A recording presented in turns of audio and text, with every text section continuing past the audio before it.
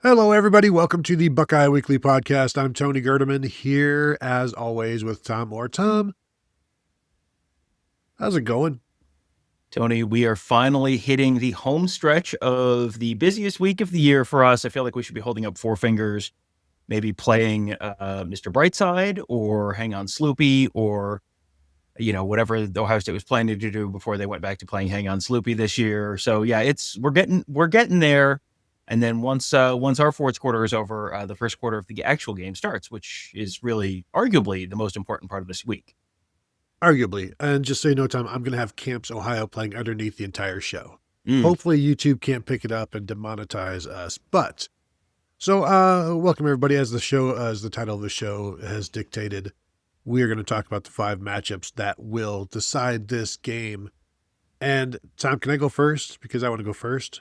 Sure, absolutely. You go ahead and go first. You've earned it. Well, how? I don't know, but you've earned it.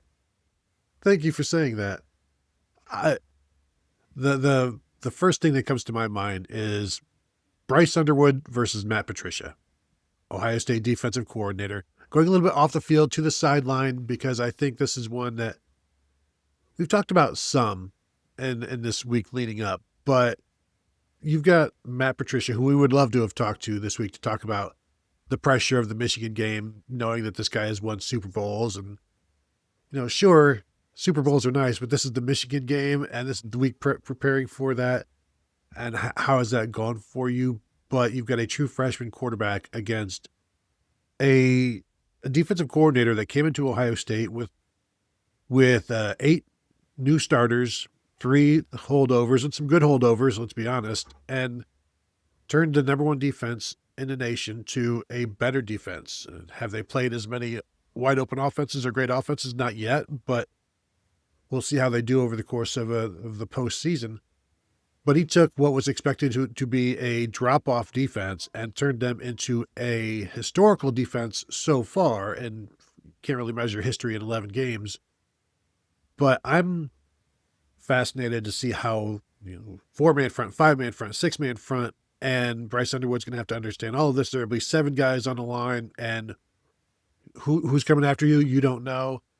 The offensive line doesn't know. They have to make sure their protections are correct, and the communication between the offensive line and Underwood are correct. Your tight end staying into block, that has to be correct.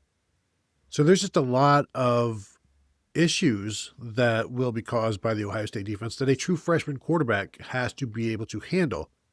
So then I feel like you kind of have to simplify things for him and not make it too complicated offensively, which then may also play into Ohio State's hands.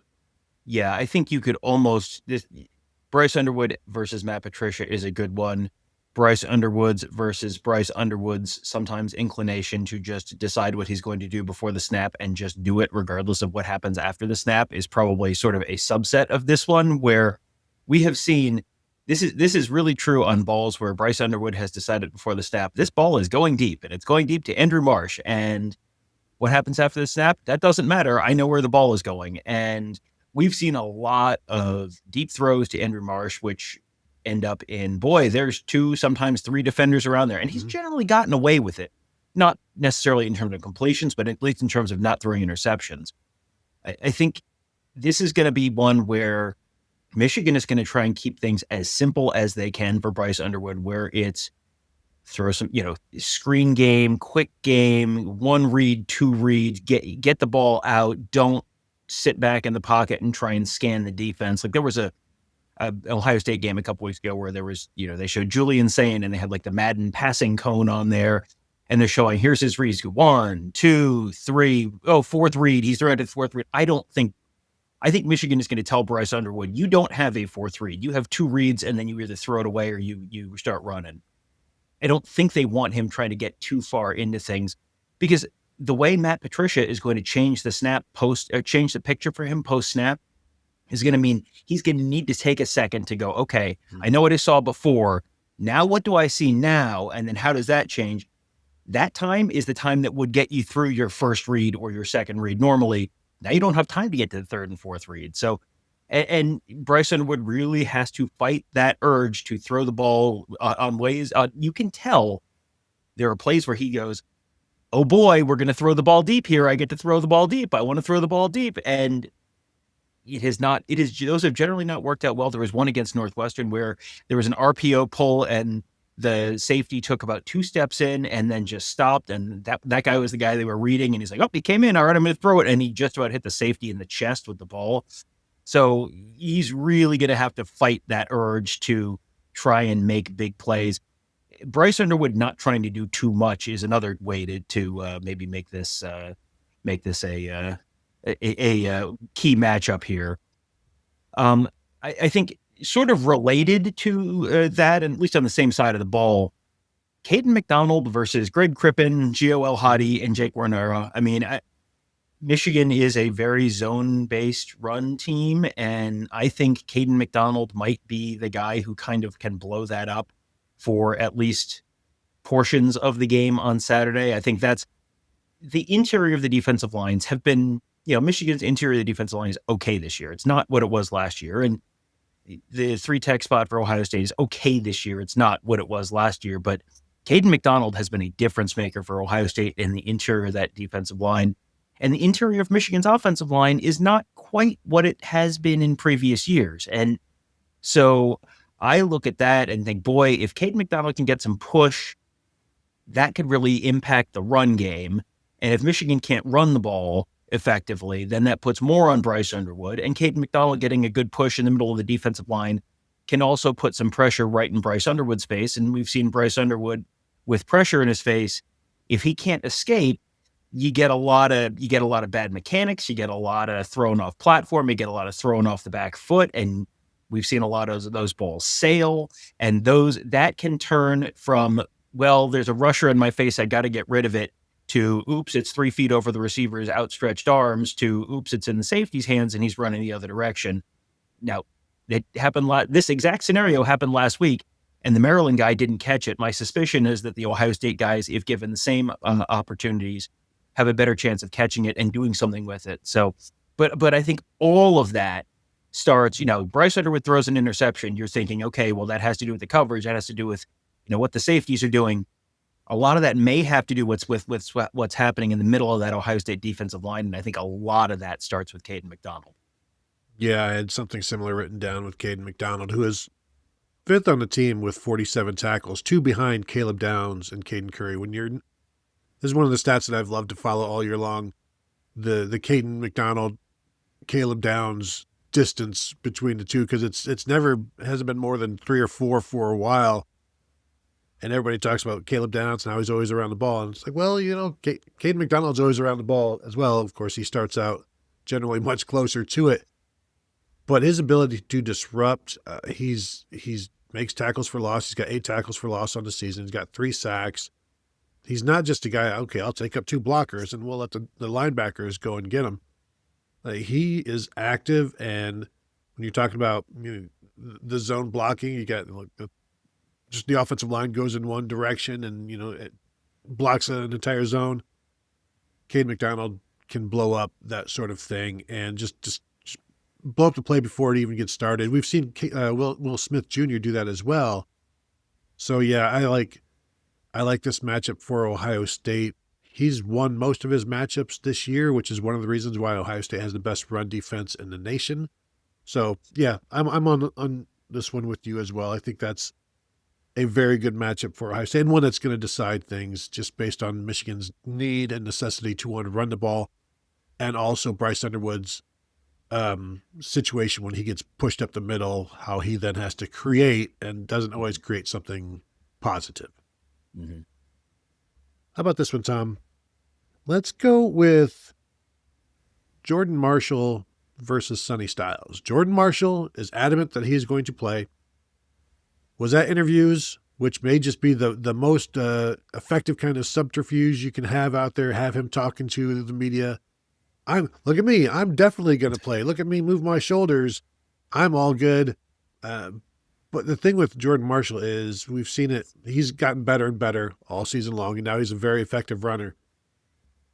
Michigan does a good job of like gaining leverage on defenses, and then Jordan Marshall does a good job of making people miss and breaking tackles. That's why Sonny Styles I think there's a stat out there that he has not missed a tackle this season.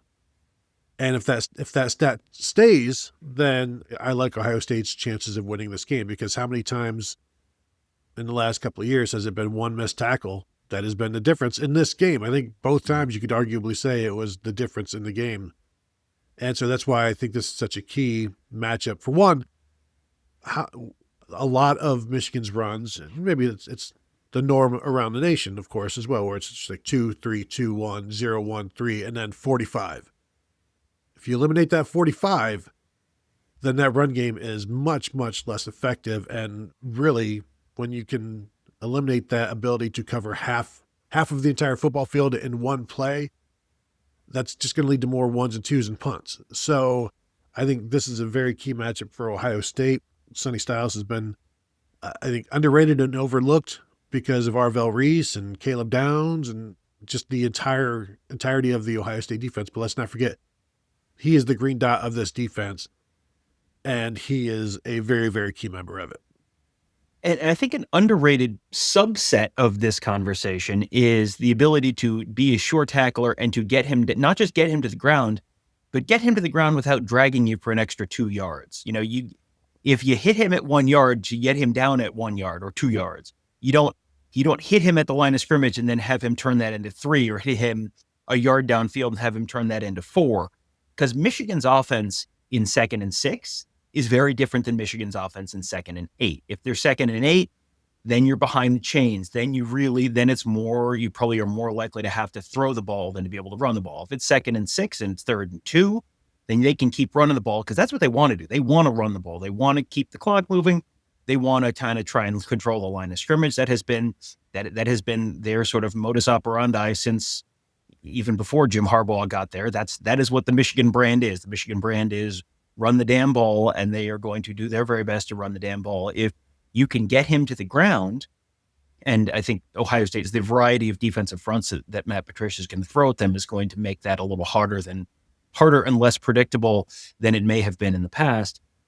That's one element of it, but just the linebackers on the whole, Reese and Styles, have both been just so good at tackling. And you get back to Caleb Downs, and Caleb Downs is one of the surest tacklers I've ever seen at any level. And yes, it's true for Sonny Styles, but it's really true for everyone. Hit him and get him down, and don't let them get that extra yard or 2 of sort of hidden yardage on each play, because that could really change the calculus of what 2nd and 3rd downs look like for Michigan. If Michigan's in 3rd and 7, that puts them in a spot where Matt Patricia is rubbing his hands with glee if he's looking at defending a 3rd and 7 as opposed to a 3rd and 3. Well, can I give you their 2 worst 3rd down performances this year? I bet you already know them. Against Oklahoma, they were 3 of 14. That was a loss. Against USC, they were 2 of 9. That was a loss. So in those 2 games, they were 5 of 23 on 3rd down. And their last 3 games against Purdue, Northwestern, and Maryland, not quite Ohio State, but in those last 3 games, they're 27 of 39 on 3rd down. So it's those extra yards that makes the 3rd down easier to pick up. And then also Bryce Underwood, I wonder how many 3rd and 7 scrambles he has this year, because I think it's quite a few. Yeah, it's quite a few. And the interesting thing then is, how does Ohio State, this goes back to Matt Patricia versus Bryce Underwood, how does Ohio State choose to defend him? Are they just trying to keep him in the pocket and not let him get out, and then you chase him while you've kind of got him caged in there? Or are they going to bring the heat and trying to get the ball out of his hands quick and try and make him make a mistake? And I'm sure the answer is yes, all of the above, just depending on the situation. It's not just going to be one thing. And then it becomes a little bit of a rock, paper, scissors thing with Chip Lindsey, the Michigan offensive coordinator. Have you guessed correctly and Ohio State's bringing the heat and you've got a screen called? Or, are you thinking, okay, they're going to be patient, and so we're going to take a shot downfield, and then nope, you do not have the time to do that. So yeah, that's going to be another of these little sort of subplots of the game. Here's one that I think is going to be very, very important. Maybe the single biggest matchup in terms of Michigan's defense versus Ohio State's offense. I think there's a lot of areas where Ohio State potentially has an advantage there.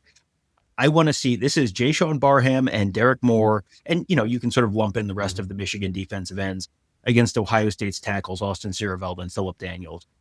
Those guys have been pretty good. Siereveld has been really good all year. Daniels has been better later in the season, there was a point during the year where kind of the right side of the offensive line was a little iffy for Ohio State with Daniels and Tegra Shabola.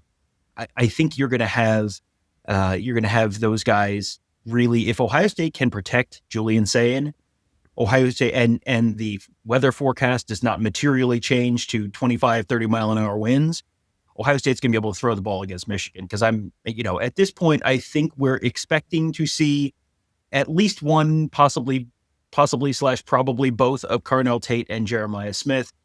If you've got those guys, they are not a good matchup for Michigan. And if Ohio State can give Julian Sayin time in the pocket, I think that's where you're going to have real opportunities downfield. Because Wink Martindale loves to bring pressure, but I think Wink Martindale has learned his lesson this year that you can't just blitzing does not solve all of your problems, because he got rock, paper, scissored into the ground against USC, and they've kind of dialed back the pressure in recent weeks and tried to win in other ways. But if you're going to win in other ways there, then your pass rushers, your edge guys have to win their one-on-one matchups. Well, and you mentioned the USC game, 489 yards of total offense. They've given up over 400 yards of total offense twice. Again, would you like to guess which two games those were? Yes, those were the two losses they suffered this season. But I would also throw in Philip Daniels versus the refs. Right? Yeah, well, I have him on my list for one of our later shows in the week where we're talking about, underrated, under the radar players to watch, because, Philip Daniels maintaining his composure and not getting, Philip Daniels is a very emotional player. This is going to be an emotional game. Can you avoid taking a 15-yard personal foul penalty when there's pushing and shoving and the last guy gets called for it? That's going to be an underrated subplot here as well. Tom, I always like to say, play with emotion. Don't let emotion play with you, and use nitrous. You can't use that as your main fuel source. You just, when you need a little push, that's when you do it, but not before or after the play or during the play. I don't know how the offensive line should best use that, but yeah, those guys holding up against Derek Moore and Jayshon Barham, it's going to be key. I'll throw it for the fifth matchup. I'll go to the exact mirror of this, which is Kayden Curry, Kenyatta Jackson against Blake Frazier and Tom, help me out. Yep, right tackle. Sure is. Yeah, Adam Frazier. No, Adam Frazier, no. Right? No, Blake Frazier. Blake Frazier, left tackle. We've gone through so many names, and I have it right here. I'm sorry. I apologize. Andrew Sprague. There we go. There you go. Sorry. It's been a long I could week. not get past Gio El-Hadi. Sorry. I'm going left to right, and I'm like, no, he's the guard. But all right. Go ahead. Sprague and Frazier against Kenyatta Jackson and Kayden Curry.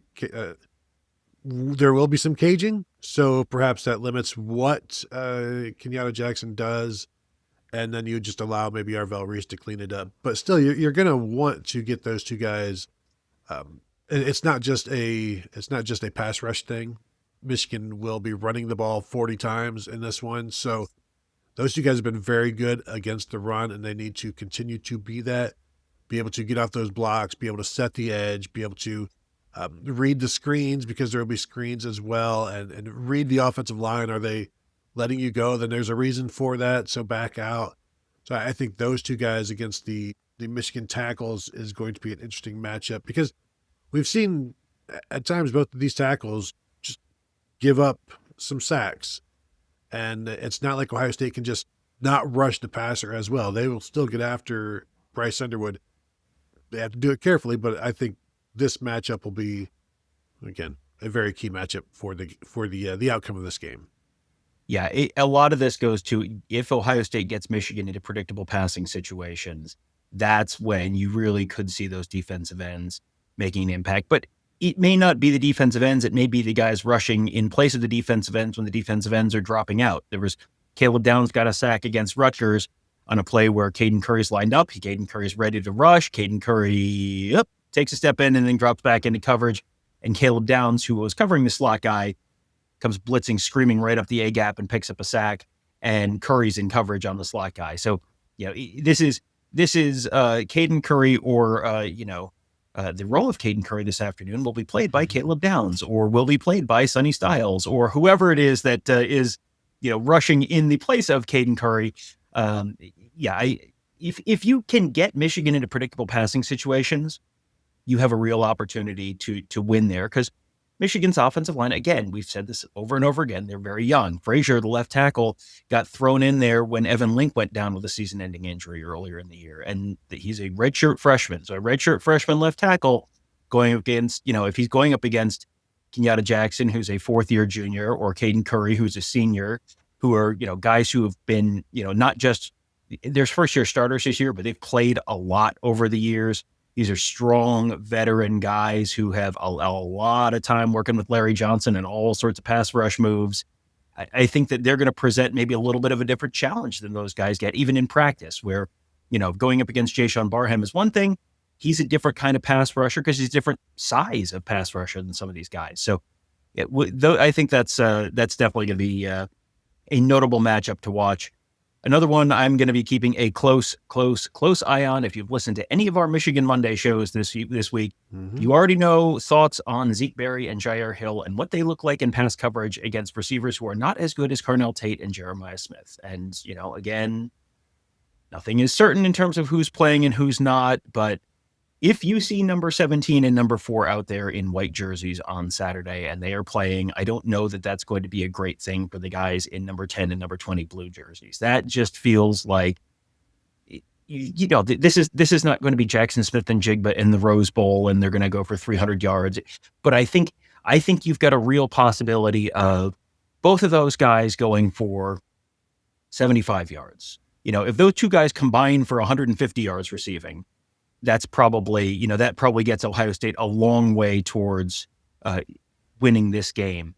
And if it's more than that, if one of them gets to, if it's 175 or it's 200 and you get a touchdown or two, boy, that really, or if you hit a big play here, I mean, it feels like it's been a long time since Ohio State's hit a long play in the passing game against Michigan, like a long touchdown in the passing game against Michigan. If they can do that, and we have seen teams have the opportunity to do that and just not be able to execute it. If they can do that, boy, that I don't think Michigan's going to get to 20 points. So if Ohio State can hit a long one in the passing game, especially early, and then you force Michigan to play from behind, that really, again, changes the dynamic of this game. If Ohio State's up 7-0 5 minutes into this game, or 10-0 after the first quarter, that really puts Michigan behind the 8 ball in terms of what they want to do and how much they can do what they want to do on offense.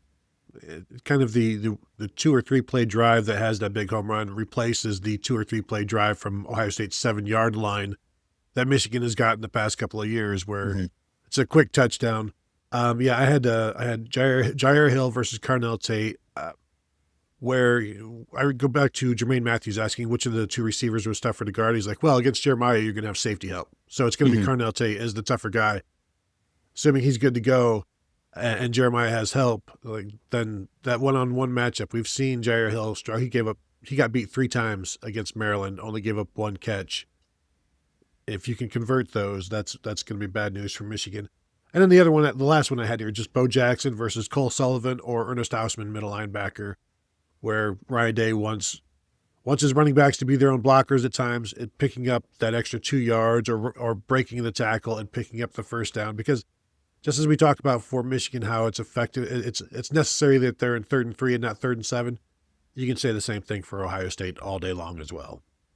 Yeah, all the same things we said about Michigan in the running game, you can say about Ohio State for sure. And can Bo Jackson break the one long one? If Jordan Marshall has, if there's one 40-yard run in this game and nothing else is longer than 18 or something like that, the team that has that 140-yard run, that significantly increases their chances of winning, especially if it's Ohio State and they're able to contain Michigan's run game and they can hit the one big one in the run game. And boy, that probably swings the needle 10% in terms of the likelihood of Ohio State winning if those two things both happen.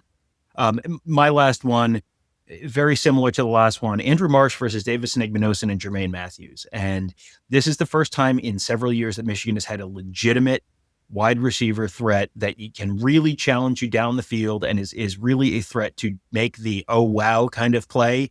We have seen him make the oh wow play in terms of tight roping the sideline and you catch it and you've just somehow got your toes down 6 inches inbounds. He can do that.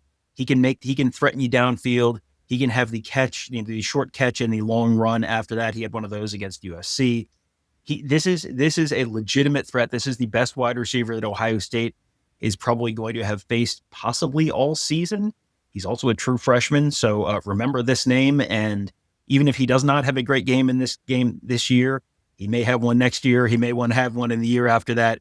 But this is going to be, I think, the best test for Davison Igbinosun and Jermaine Matthews. And, this is also probably going to be the best test for Andrew Marsh, because we have seen Bryce Underwood and Andrew Marsh sort of build up a better connection over the course of the year. So there's going to be opportunities there in the pass game if they can get Bryce Underwood time, which goes back to some of the stuff we talked about earlier. If he's got time, they're going to take a couple shots. And so what does that look like? Do they connect? Does someone get called for pass interference? We've seen that too. A 15-yard pass interference call here, even if the pass doesn't connect, that's going to, that moves your drive substantially down the field, starts changing field position. So I think that's going to be one last matchup to keep a pretty close eye on. Jeremiah Smith last year, 5 for 35 with a touchdown as a true freshman in the game. I think Michigan needs more than that out of Andrew Marsh to get this win. Maybe one touchdown will be enough, but I expect him to be targeted quite often. And then, we'll see how that coverage goes, because you're right, this is going to be the best for both sides. This is going to be the best defense that Andrew Marsh has faced, and it's going to be the best receiver that Ohio State has faced since perhaps Texas. In Texas, they threw a bunch of names out there. Nobody really, stood out or wowed anybody. So again, I think that's a matchup that both sides are relishing. I very seriously doubt Andrew Marsh is like, oh no, it's Ohio State. And the Ohio State corners aren't feeling any kind of concern either. They're very much looking forward to this one. So it's going to be a fun one. So there you go. We said, 5, I think it turned out to be 8 or 9 matchups that will decide this game. It's almost like there's a bunch of matchups that will decide this game. Who knew? Who knew that this game would be decided by matchups? But now you know. And you can tell your friends. And you can also, if you would like, hit the thumbs up on this YouTube, subscribe to the channel if you have not already done so. I'm sure you have, and hit the bell to be notified. And of course, if you're listening, 5-star rating and review is always welcome. And you can continue to find us at BuckeyeHuddle.com. Sign up, say hello to us there on the Buckeye Huddle message board. We'd love to talk to you there, presented by Jeff Ruby's Columbus. So thank you all for tuning in, and we will talk to you all later.